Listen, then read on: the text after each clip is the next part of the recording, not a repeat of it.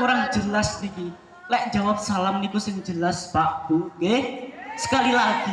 Assalamualaikum warahmatullahi wabarakatuh. Waalaikumsalam warahmatullahi wabarakatuh. Ngoten jelas. Alhamdulillahi rabbil alamin. Wassalatu wassalamu ala asyrafil anbiya'i wal mursalin Sayyidina Muhammadin wa ala alihi wa sahbihi ajmain. Amma ba'du. Yang saya hormati Bapak Ibu guru yang ada di sini dan yang saya hormati para dewan juri yang arif dan bijaksana serta teman-temanku seperjuangan yang aku cintai dan mencintai aku. Untuk mengawali acara pada pagi yang cerah ini, marilah kita panjatkan puja dan puji syukur kehadirat Allah Subhanahu wa taala yang telah memberikan limpahan rahmat, taufik, hidayah dan inayahnya kepada kita semua. Sehingga kita bisa dapat berkumpul pada acara hari ini dengan keadaan sehat walafiat. Amin amin ya rabbal Alamin. salawat serta salam juga tetap terlimpahkan kepada junjungan Nabi kita, Nabi Agung Baginda Muhammad sallallahu alaihi wasallam yang telah membimbing kita dari zaman kegelapan menuju zaman terang benderang, dari zaman jahiliyah menuju zaman Islamiyah, dan kelak membawa kita dan memberikan kita syafaat di yaumil akhir nanti. Hadirin hadirat yang dirahmati oleh Allah, sebelum melanjutkan acara ini, saya akan memperkenalkan terlebih dahulu diri saya. Perkenalkan, nama saya Jessica Anastia, bisa dipanggil Jasi, dari kelas 10-1. Izinkan saya memberikan sedikit perenungan bagi kita semua dengan tema meneladani akhlak Rasulullah. Allahumma salli ala Sayyidina Muhammad. Apakah hadirin yang di sini tahu bagaimana cara mencintai Nabi Muhammad?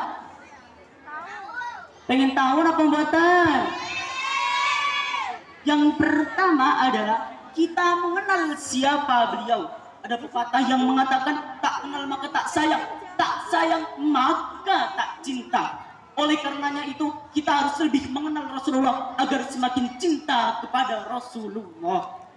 Ada banyak cara agar kita cinta kepada Rasulullah, agar tahu kepada Rasulullah. Salah satunya membaca Al-Quran. Di Al-Quran begitu banyak cerita-cerita, peristiwa, kejadian yang menerangkan tentang Rasulullah. Rasulullah adalah makhluk Allah Subhanahu wa taala yang paling mulia di bumi. Ialah khataman an-nabiyyin, penutup nabi dan rasul.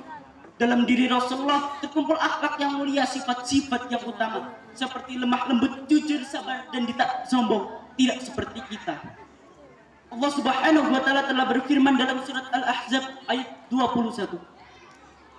A'udzu billahi minasy syaithanir rajim. Bismillahirrahmanirrahim.